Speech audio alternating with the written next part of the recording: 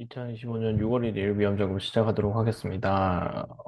위험 상황은 동일하고요. 크게 뭐 다른 이슈는 없고 오히려 법원에서 이 관세 전쟁을 제동으로 걸어가지고 한번 튀어 올랐습니다. 그래서 미국 시장의 정고점에서 돌파가 나오는지 한번 보시고 돌파 나오면 조금 이제 다시 위험 신호다. 그렇게 보는 게 맞는 것 같습니다. 5월이 지났고요. 5월과 10월 사이에 매도를 하는 전략이 올해도 유효한 것 같은 느낌이 계속 들고 있고요. 우리나라 시장에서는 그나마 대통령 선거 결과에 따라서 추경이 추가적으로 확대 재정이 제대로 이루어진다면 긍정적이거든요.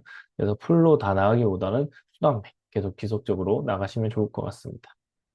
자, CDS는 29로 내려갔고요. 원달러줄 내려가서 긍정적입니다. CDS는 내려오는 무상되고 대기업 신용 정보도 있는데 이거는 이제 국가 부채를 줄이면서 나올 것 같습니다.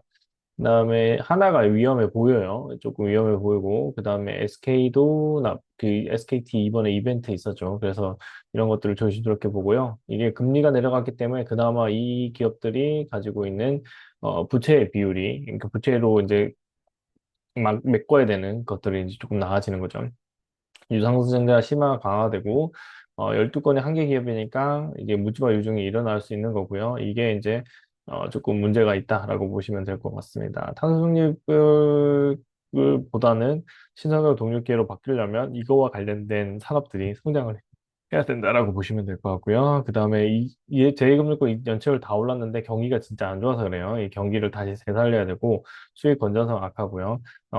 이제 집권 기간이 추경도 하고 조금 책임 있는 정치를 해야 된다. 이렇게 보시면 될 것 같습니다. 선민이 유명한 저축인데 보증 대출만 많이 올라가 있는 거고요. 그 다음에 비대면 결례도 이제 할 수 있게끔 되니까 이게 외국인 자본들도 확실히 이제 옥석 가리는 거가 일어나고 이러면 자연스럽게 우리나라 은행들도 외국인 투자들을 어떻게 대응할지에 대한 고민이 이제 필요하다. 그렇게 보시면 될 것 같습니다. 경기 침체입니다. 고물가 경기 침체 두 사이에 낀 연준이 있고요. 그 다음에 CEO는 이 침체가 온다. 이렇게 보고 있는 거죠. 그러면 지금부터는 다시 30% 보유 전략으로 가야 된다. 현금 30% 보유 전략으로 가주시는 게 좀 나아 보입니다. 그래서 우리나라가 금리 인하를 하더라도 충격 한 번 맞고 다시 간다라고 보시면 되고요. 올해 우리는 작년에 계엄을 통해 갖고 심각한 위기 상황이거든요. 지금 0.8%에 불과해요. 2% 정도 성장해야 되기 때문에 이런 부분을 봤을 때 금리 인하가 있는데 아마 우리는 1%대까지도 볼 수 있다. 이렇게 보시면서 대응하시면 될 것 같고요. 아직 실업률이 높아지진 않았어요. 그 다음에 경기 침체도 장단기 금리가 뭐 완벽하진 않기 때문에 그런 부분들이 시장의 시그널로서 강력하지는 않다. 그렇게 보시면서 경기 침체가 진행 중에 있다. 그렇게 보시는 게 나을 것 같아요. 저기 있었다 12월에서 18개월 차이가 맞는 거고요. 우리나라 금리가 2.5%가 됐습니다. 이게 그나마 지금의 경제 상황에서 숨통을 조금 틔워준 거고요. 캐나다도 2.75니까 뭐 쌤쌤입니다. 중국도 3%고요.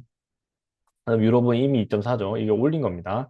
그다음에 스위스가 0.25, 원래 마이너스 금리였는데 올라간 거고, 일본이 정상화되려면 올라가야 됩니다. 나머지 애들은 내려와야 되고요.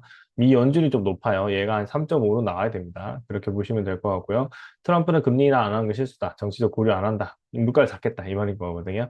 그다음에 이런 모양이고, 그다음에 일본은 전망이 실현되면 금리 인상이라는 거는 이제 물가분이 이제 맞아지면 근데 물가가 떨어졌기 때문에 맞아질 것 같습니다. 그리고 가장 큰 이유가 금리 인상 함부로 하지 않는 게 국채 손실이 발생해요. 그러니까 금리가 높아지면 국채 가격이 떨어지거든요. 이게 일어나고 실제로 금리 인상으로 273조가 날아갔다고 하니까 추가적인 금리가 올라가면 그만큼의 손실이 발생할 수 있는 거죠. 가세 정책에서는 미국 법원의 판결이 나왔고 이제 원고 6월 5일, 6월 9일까지 답변서를 해서 이거의 결과에 따라서 발효되지 않을 수도 있다. 그렇게 보시면 되고요. 그다음에 일부는 발효될 거지만 제동이 걸릴 수 있다. 그렇게 보시면 되고요. 이런 부분들이 같이 연결될 수 있다라고 보시면 되고, 그다음에 동력이 상실이 되고, 제가 봤을 땐 재판 결과를 이제 우회는 할 수 있거든요. 정부가. 그래서 그거를 이제 미국 국회가 어떻게 막아주는지 그렇게 봐야 될 것 같습니다. 상원 하원에서 어떻게 막는지가 중요한 거고, 지금은 일단 법원에서 제동을 걸었고, 이게 법으로서 통과해서 지나갈 거거든요. 그게 이루어진다면 요거 때문에 급락은 안 나오지만, 기본적으로 AI가 촉발할 수 있는 경기 침체가 한 번 올 수 있어요. 버블이 여기 쪽에 좀 쌓여 있거든요. 그런 부분들을 한번 보시면 될 것 같습니다. 여기까지가 위험 점검이고요. 이제 AI는 위험의 대상으로 조금 보시면서 시장 대응해 주시면 긍정적으로 보일 것 같습니다. 여기까지 하겠습니다. 감사합니다.